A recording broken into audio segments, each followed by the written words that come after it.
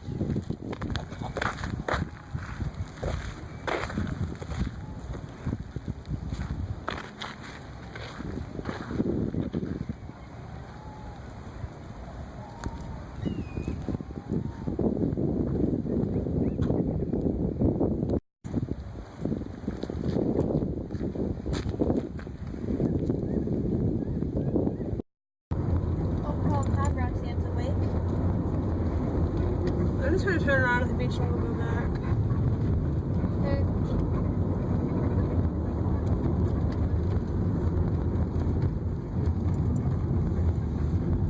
Not even going to park and sit for a while? Yeah, the waves are very calm right now. I thought this was all flooded. I'm surprised that there's no debris.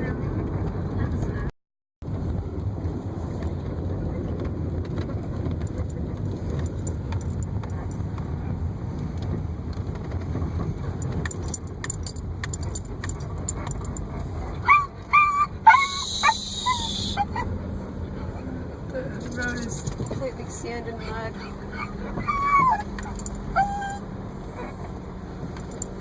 It's 1 lane right now. Oh my god. Holy cow.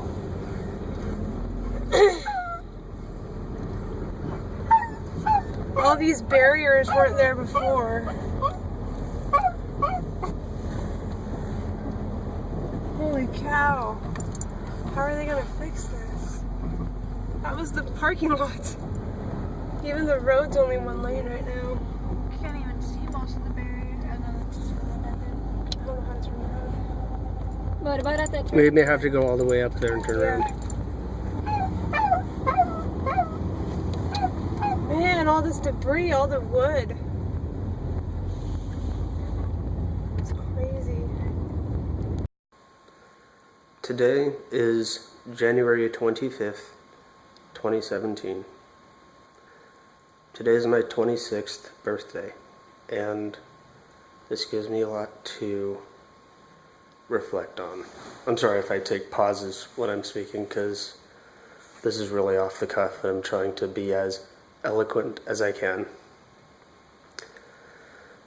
So this gives me some time to reflect on some very serious things, and to take into consideration things which I don't think most people have to think about.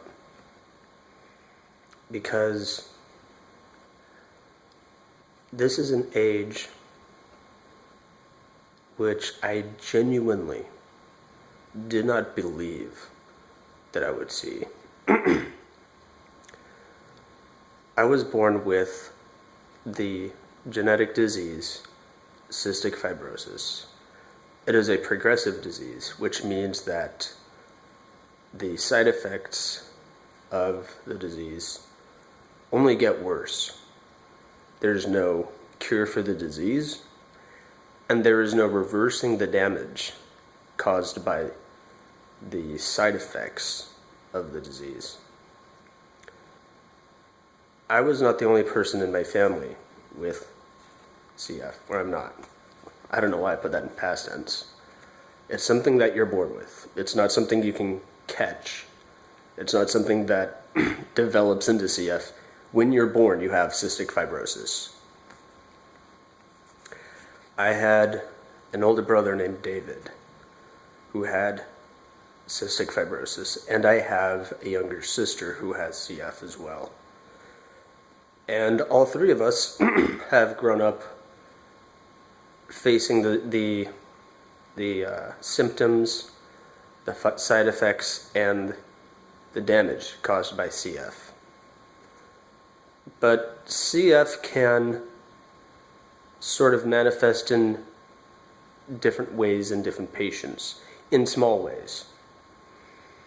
And so there's noticeable differences between how CF has affected my life compared to my sister's, compared to my brother's life.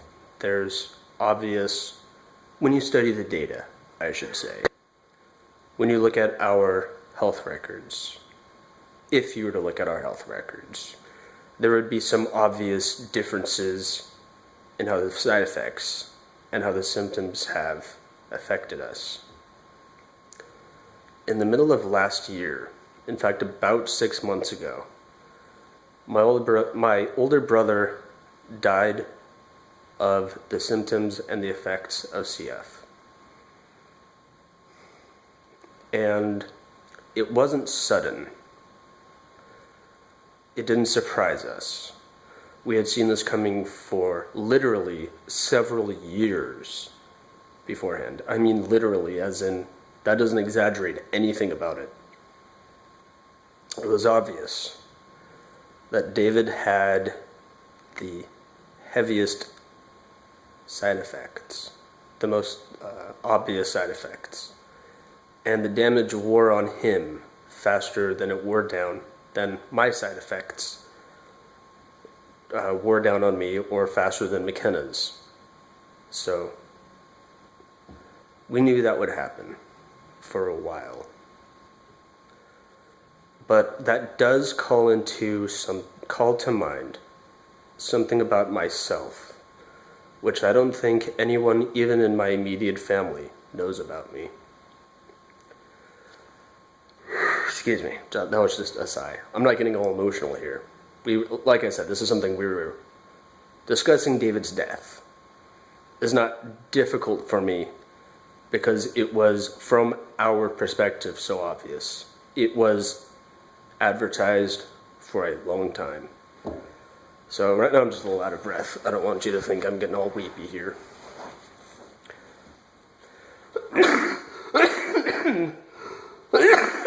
Excuse me. So these two things together, thinking of these two ideas, reminds me of something that happened when I was a child. I know for a fact that I was not older than 4 years old. I may have been younger. I may have been 3 years old. But I know as a very little kid, before I had started school, before I was even in kindergarten, I made an observation. Excuse me. I made an observation as a child. And I came to a conclusion which has proven to be naive. When I was about 4 years old, I had an older brother with CF and a younger sister. I was in the middle. I noticed that when we took the same medication, we had the same treatments, we had the same doctor. Very simple setup. And we would see our doctor every 3 months for checkups.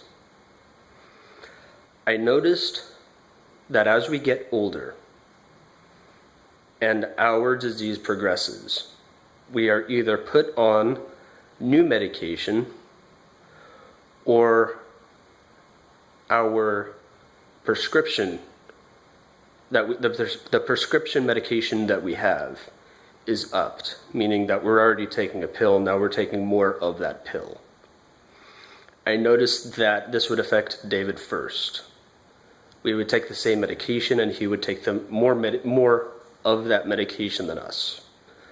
One of the medications that we take that would demonstrate this are artificial enzymes. We used to be on one brand, and a few years ago we changed to Zenpep. I guess it's cheaper. Maybe it's a generic brand, I'm not sure. It's the same medication, and we all take it. We take enzymes whenever we eat because our pancreas does not have the ability to break down our food for us. Therefore, we cannot absorb the nutrients. So we take artificial enzymes which break down our food for us whenever we eat. When we were children, I would take, I think it was about 3 per meal. And then all 3 of us would. We would all take 3 enzymes before every meal. And then they would prescribe David 4 per meal. And then later they would prescribe me 4 per meal, and then McKenna. And a few years later, David would have to take 5 per meal. And a few months later, I would have to take 5 per meal. And then they would have David on a new medication. And then they would have me on a new medication. It would follow in sequential order. I noticed this sort of thing specifically when I was about 4 years old. I noticed when I was a child that my older brother David maybe had some difficulty being as energetic as I was. Or maybe he liked to read more, or maybe he liked to sit around more, read. I was more energetic than David. And McKenna was a bit more energetic than I was. So I drew a conclusion. I made an observation, and I drew a conclusion. I observed that having CF, as you get older, your health declines. I very specifically remember making that observation, and it's true. Excuse me. A little tired. I have that memory specifically of being a child and noticing this. Why is that important? A, because it's true. That is the definition of a progressive disease. It is one that doesn't get better. It only progresses. It only gets worse. When I was a child, I drew a conclusion which has now been proven to be naive. When I was about 4 years old, I thought about how this would affect me and how I would have to react to that reality. So I thought about what would happen in the years ahead. I thought about how this is something that is going to weigh on me. How this is going to be something that progresses regardless of what kind of treatment we take. Our treatments help us combat the symptoms. They don't stop the symptoms, and they do not stop the damage done to the body that are caused by the symptoms, and nothing heals the damage done to our bodies. I came to grips with that reality when I was a child. Why is this important now? Why does this come up specifically now? Because I thought to myself this conclusion. The conclusion I came to was, I'm definitely going to be able to see the age of 18. Definitely. Even though I'm going to be much less healthy by then, I'll at least live that long. It would be nice to see the age of 21. I'm probably not going to live to be 26. When I was 4 years old, and I'm going to keep repeating that because it's true, and I really want to make sure you understand the accuracy of that observation. when I was 4 years old, I didn't think I would live to the age of 26. That's the reality I came to grips with. That's the prediction I made. Today I turned 26 years old, and that prediction was made out of naivety and foolishness. That is the conclusion a child would reach. However, it was not entirely inaccurate. David is 18 months older than I am. David died, was it? Around the age of 26. I didn't predict the age of my own death. I predicted David's. Now I need to ask myself what I'm going to do with myself. That's why I made this vlog series. Because at the beginning of last year, I realized I had no plans for myself. I literally thought I was going to be dead by this age. I had nothing to do with myself. I had no plans. So I needed to do something. So I started a vlog that detailed as much as I could, while respecting the privacy of those around me, detailing what I did every day. Because I needed something more solid and more concrete to reflect upon when considering what I'm going to do now. So right now I'm starting a book. It is an autobiography. I've already decided on the title. The book I'm writing is called A Trail of Small Victories. And then subtitled, it will be 25 years with cystic fibrosis. That's something I'm going to be working on from now on, is writing it up. A sigh, excuse me. Maybe looking into finding an editor and a publisher. And it's the composition of this autobiography is mostly going to be the sort of recalling of memories that I just did just now. It probably not in such repetition. Writing it down, it's going to be a bit more straightforward. Right now I'm trying to make sure I'm speaking coherently. This is off the cuff, so pardon me for repeating myself a bit. But that's what I'm going to be working on from now on. I have no idea when it'll be finished. I hope it may be finished by the end of this year. However, experience has told me that these things take quite a while to put together properly. Maybe I have a bit more time to work on it than other people do, a bit more free time throughout my day. So maybe it'll be done faster, but that's a project I'm working on right now. And so that's something that you have to look forward to, is I've been advertising 2 books that my mother has written. A YouTube video log from my sister and her writing blog. And now I'm going to be working on an autobiography that I'll be selling.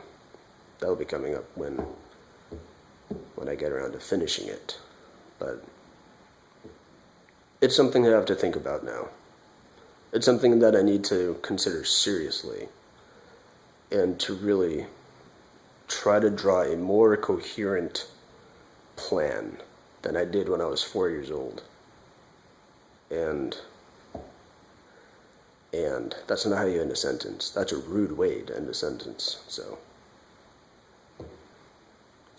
that's another way to end a sentence. Anyway, good night.